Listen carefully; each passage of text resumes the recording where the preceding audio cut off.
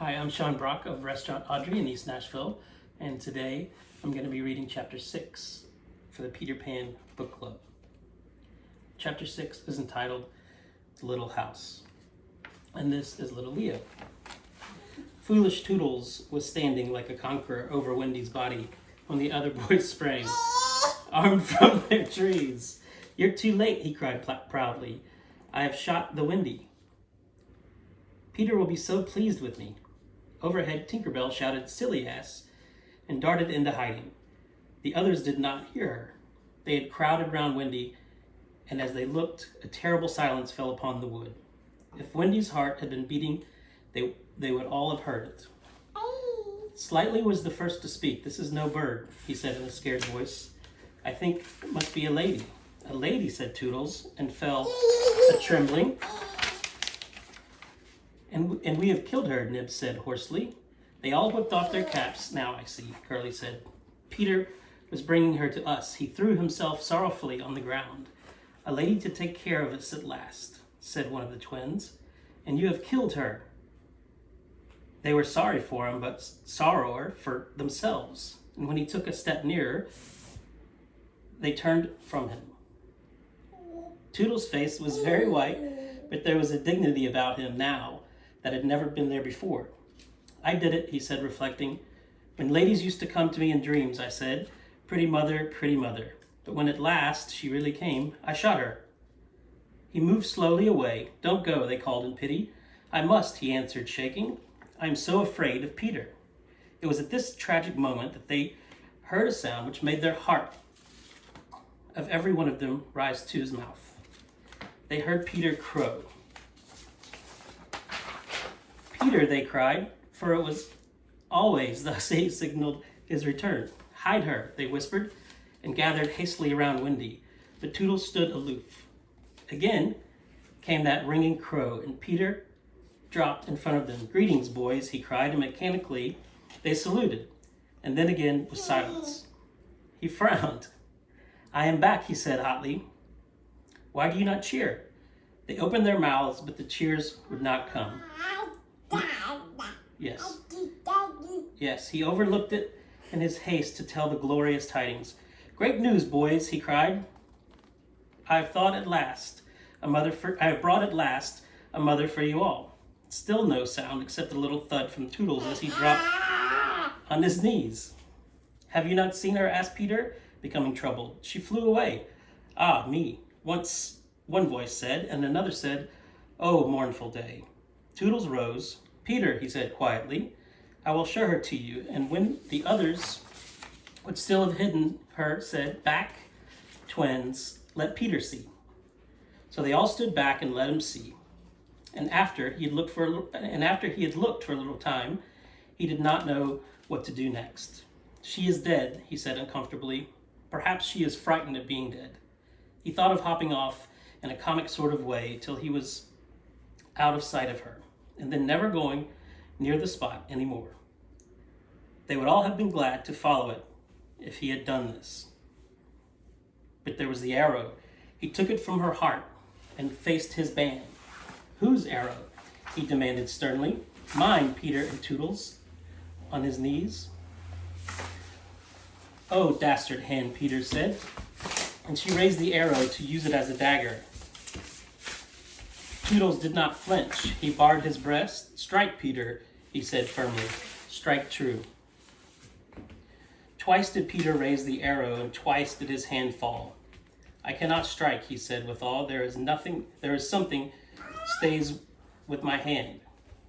All looked at him in wonder, save Nibs, who fortunately looked at Wendy. "It is she," he cried. "The Wendy lady. See her arm?" Wonderful to relate, Wendy had raised her arm.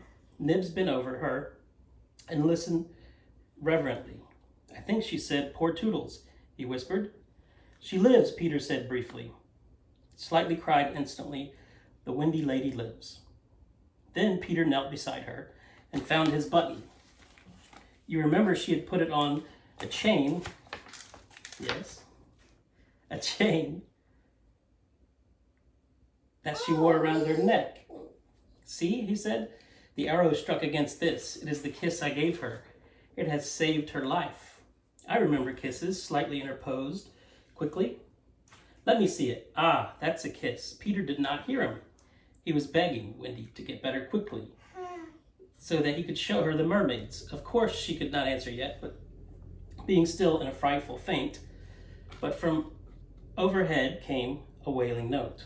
Listen to Tink, said Curly. She is crying because the Wendy lives. Then they had to tell Peter of Tink's crime. And almost never had they seen him look so stern. Listen, Tinkerbell, he cried. I am your friend no more. Begone from me forever. She flew onto his shoulder and pleaded, but he brushed her off. Not until Wendy again raised her arm did he relent sufficiently to say, well, not forever, but for a whole week. Do you think Tinkerbell was grateful to Wendy for raising her arm? Oh dear, no. Never wanted to pinch her so much. Fairies indeed are strange, said Peter, who understand them best. Often cuff them. But what to do with Wendy in her present delicate state of health? Let us carry her down to the house, Curly suggested. Ah, Slightly. That is what one does with ladies. No, no, Peter said.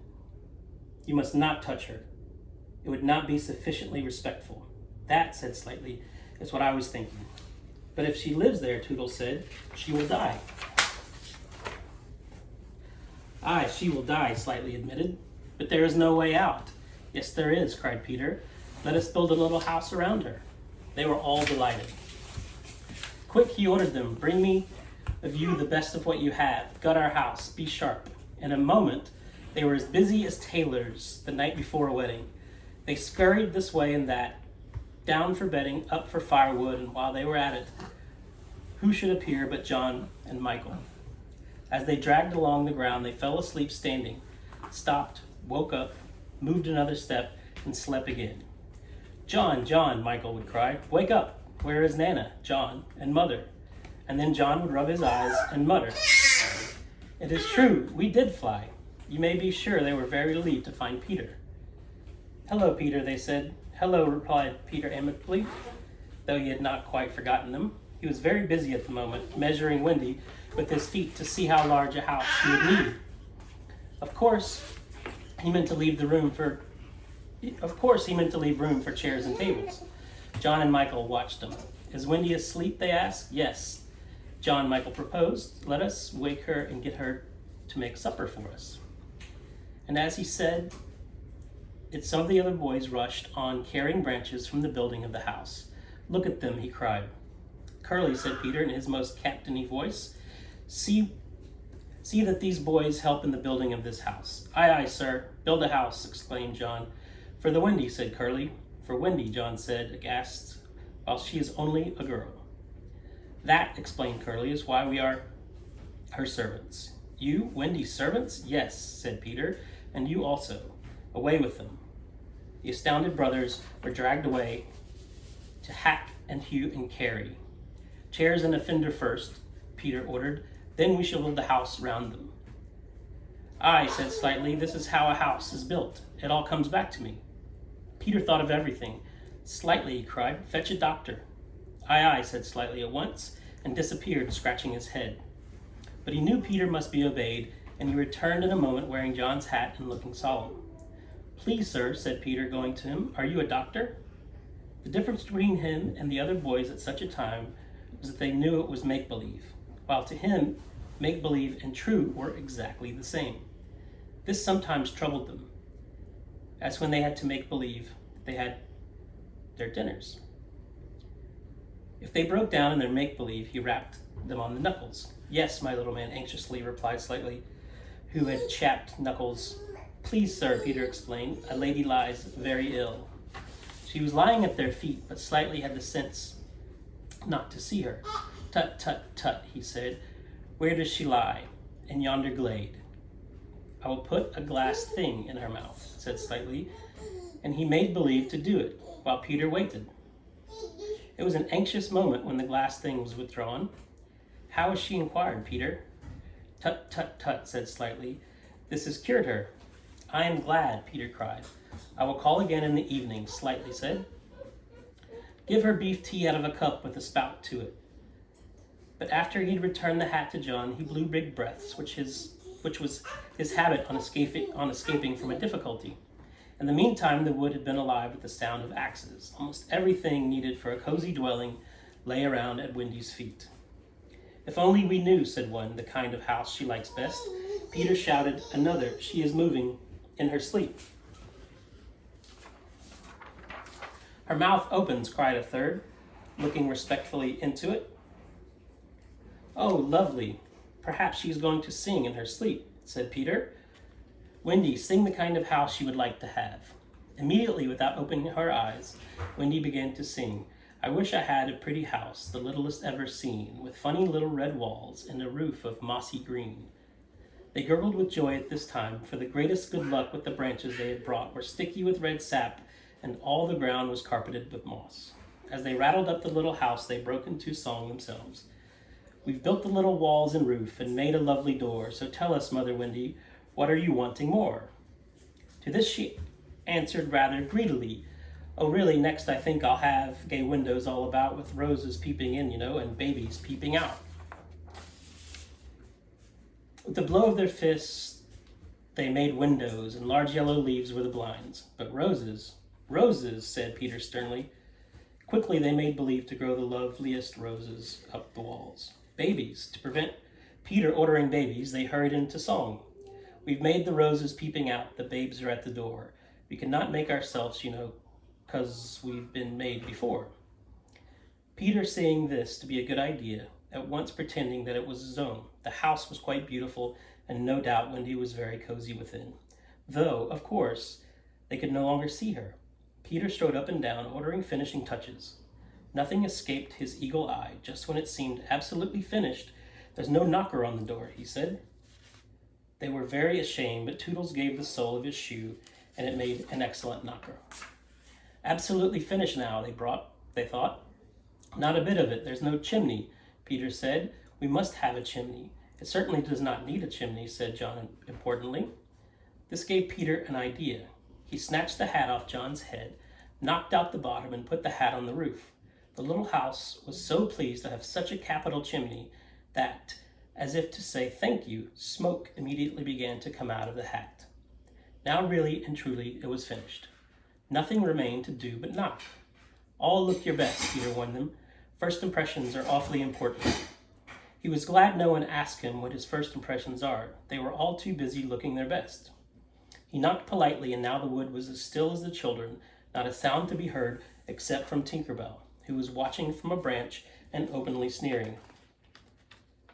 What the boys were wondering was, would anyone answer the knock? If a lady, what would she be like? The door opened and a lady came out. It was Wendy. They all whipped off their hats. She looked properly surprised, and this was just how they had hoped she would look. Where am I? She said. Of course, Slightly was the first to get his word in. Wendy, lady, he said rapidly. For you built this house. For you, we built this house. Oh, say you're pleased, cried Nibs. Lovely house, darling, Wendy said, and there were very few words that it hoped she would say. And we are children, cried the twins. They all went on their knees and holding out their arms cried, Oh, Wendy, lady, be our mother. Ought I? Wendy said, all shining. Of course, it's frightfully fascinating, but you see, I'm only a little girl. I have no real experience. That doesn't matter, said Peter, as if he were the only person present who knew all about it, though he was really the one who knew least. What we need is just a nice, motherly person. Oh dear, Wendy said. You see, I feel like that is exactly what I am. It is, they all cried. We saw it at once. Very well, she said. I will do my best. Come inside at once, you naughty children. I am sure your feet are damp. And before I put you to bed, I have just time to finish the story of Cinderella. If they went, I don't know how there was room for them, but you can squeeze very tight in the Neverland. And that was the first of the many joyous evenings they had with Wendy. By and by, she tucked them in the great bed in the home under the trees, but she herself slept that night in the little house. And Peter kept watch outside, with drawn sword, for the pirates could be heard carousing far away, and the wolves were on the prowl. The little house looked so cozy and safe in the darkness, with the bright light showing through its blinds and the chimney smoking beautifully, and Peter standing guard. After a time he fell asleep, and some unsteady fairies had to climb over him on their way home from an orgy. Any of the other boys obstructing the fairy path at night, they would have mischieved, but they just tweaked Peter's nose and passed on.